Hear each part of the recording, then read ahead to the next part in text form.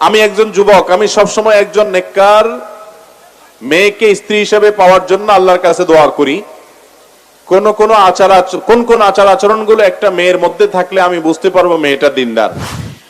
এরপরে প্রশ্ন হলো কিভাবে সহজেই দায়ী রাখতে পারি। এরপর প্রশ্ন হলো আল্লাহ কোন বান্দাদেরকে বেশি ভালোবাসেন।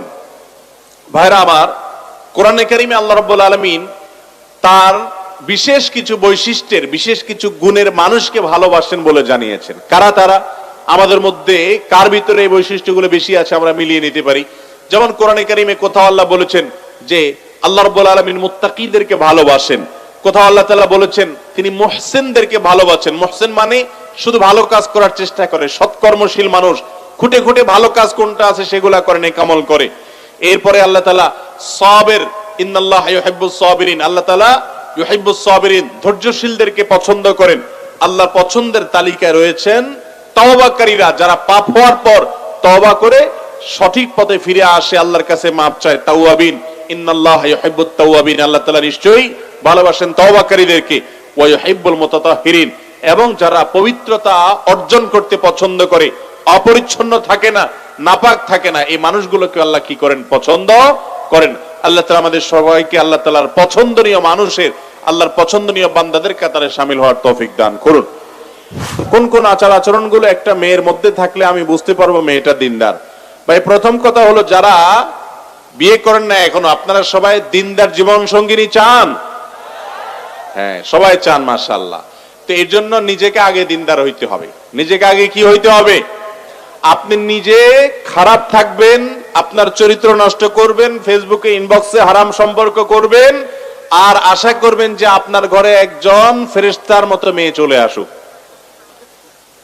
এটা কখনো বাস্তবসম্মত চাওয়া হতে পারে না। মনে রাখবেন, ভালো জীবন সঙ্গিনী চাইতে হলে আপনি নিজে ভালো হওয়ার চেষ্টা করতে হবে, এটা হলো প্রথম কাজ। আবার কেউ এখান থেকে সহজে যোগ বিয়োগ করে ফলাফল বের করেন না যে আমার যেহেতু চরিত্র ভালো না, অতএব আমার যে জীবন সঙ্গিনী আসছে এটারও মনে হয় চরিত্র খারাপ। এরকম সহজ সমীকরণের সুযোগ কিন্তু নাই, কারণ অনেক খারাপ মানুষকে আল্লাহ তাআলা ভালো মানুষ দিবেন না, দেন নাই। ফেরাউনের মতো খারাপ মানুষের ঘরে আসিয়ার মতো নেককার বিবি গেছে না, যায় নাই। অতএব আপনি খারাপ হলেও আপনার ঘরে আসা মেয়েটা ভালো হতে পারে। একজন মেয়ে বিয়ের আগেতে দিনদার কিনা কিভাবে বুঝবেন? এটার মতো কঠিন কাজ আল্লাহর জমিনে খুব কম আছে। আজকাল বিশেষ করে শুধু নামাজ কালাম দেখে লোকটা ধার্মিক এটা মনে করা এত সহজ নয়। বিশেষ করে পাত্রী নির্বাচনের ক্ষেত্রে সে ধার্মিক কিনা, আল্লাহ ভীরু কিনা, এটা বোঝার জন্য সর্বপ্রথম এবং প্রধান বিষয় হলো যে সেই মেয়েটা শতভাগ পর্দা মেনটেন করে কিনা। পর্দা বলতে বোরকা পরা না, পর্দা বলতে হাত মোজা পা মোজা না, পর্দা বলতে তার জীবনে সামগ্রিক ভাবে মাহরাম নন মাহরাম মেনটেন করে কিনা। মাহরাম নন মাহরাম মেনটেন বুঝেন? মানে হলো সে তার মামাতো ভাইয়ের সাথে পর্দা করে কিনা, চাচাতো ভাইয়ের সাথে পর্দা করে কিনা, খালাতো ভাইয়ের সাথে পর্দা করে কিনা, তার ওই বেহাইয়ের সাথে পর্দা করে কিনা। যাদের সাথে পর্দার বিধান আছে অথচ পরিবারের সদস্য কিংবা আত্মীয় স্বজন তাদের সাথে পর্দা করে কিনা। অনেক মেয়ে আছে বাহিরে বোরকা পরেন কিন্তু বাসা বাড়িতে আসলে পর্দার বালাই নাই। অনেক মহিলা বাহিরে পর্দা করেন, বাসায় এসে দেবরের সাথে পর্দা করেন না, এবং আত্মীয় স্বজনের মধ্যে যাদের সাথে পর্দা করতে হবে তাদের সাথে পর্দা করেন না। এটা কখনো সঠিক পর্দা হতে পারে না। একজন মেয়ের দিনদারিতার প্রধান দিক হলো তিনি আল্লাহর ফরজ বিধানটাকে বুঝে মানার চেষ্টা করেন, এক। দ্বিতীয়ত, ভালো মেয়ে বিশেষ করে দিনদারিতার একটা বড় আলামত হলো তার ভিতরে দুনিয়ার মোহ থাকবে না। কি থাকবে না? দুনিয়ার মোহ। অল্পে তুষ্ট থাকবে। জীবন সঙ্গিনীর জন্য এই বিষয়টা অনেক গুরুত্বপূর্ণ যে অল্পে তুষ্ট থাকা।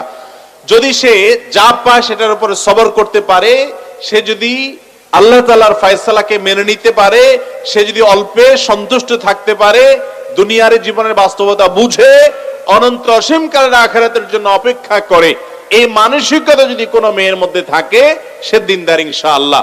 এটা কিভাবে বুঝবেন? তার সাথে আপনি যখন দেখতে যাবেন, কথাবার্তা বলবেন, মেইল চালাচালি করে তার মানসিকতা জিজ্ঞেস করবেন।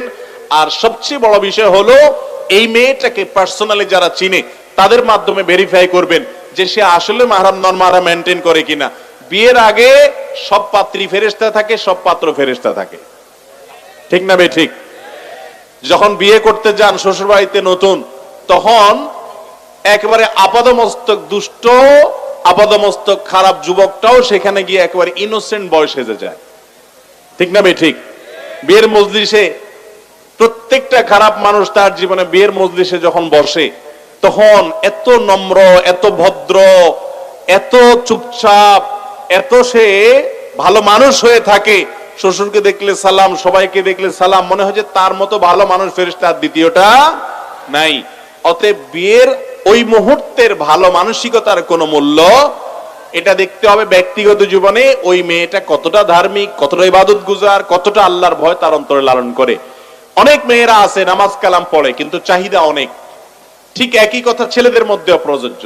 অতএব সে কখনো দিনদার বা জীবন সঙ্গী হিসাবে পারফেক্ট হতে পারে, এই জন্য এই বিষয়গুলোকে খেয়াল করবেন। এবং সর্বোপরি কোরআন এবং সুন্নাহর কাছে সারেন্ডার করার মতো মানসিকতা আছে কিনা। কোরআনে আছে, সুন্নাতে আছে, আল্লাহ তাআলার নির্দেশে আছে, রাসূলের হাদিসে আছে, আর কোনো কিছু বুঝাবুঝি নেই, আমি নিজেকে সারেন্ডার করে দিলাম, এ হলো মুত্তাকি, এ হলো পরেজগার, এ হলো দিনদার। এরকম জীবন সঙ্গী যদি পাওয়া যান, তো মনে রাখবেন এটা হলো আল্লাহর জমিনে সবচেয়ে বড় অ্যাসেট, সবচেয়ে বড় সম্পদ, সবচেয়ে মূল্যবান এবং দামি বিষয় হলো এটা। নবী করিম সাল্লাল্লাহু আলাইহি সাল্লাম বলেছেন, আদ-দুনিয়া কুল্লুহা মাতা, এই দুনিয়াতে সবকিছুই এমন করে আল্লাহ সৃষ্টি করেছেন যে এটার উপকারিতা আমরা ভোগ করি, উপভোগ করি, এনজয় করি। ওয়া খায়রু মাতা'আদ দুনিয়া আল মারআতুস সালিহা, যদি কারোর ঘরে একজন ধার্মিক, আল্লাহ ভীরু, আল্লাহকে চিনে এরকম একজন দিনদার মেয়ে আসে, তার জীবনে যে সৌভাগ্য হবে, সে যে সম্পদের মালিক হবে, এই রকম সৌভাগ্য আর কারো জীবনে হতে পারে না। কিভাবে সহজেই দায় রাখতে পারি? দায় রাখার জন্য তো কোনো কিছুই করতে হবে না। দায় রাখার মতো সহজ কাম আল্লাহর জমিনে তো আর দ্বিতীয়টা নাই বললেই চলে। কারণ দায় যখন উঠে, আপনি দায়তে হাত না দিলে তো দায় রাখা হয়ে যায়।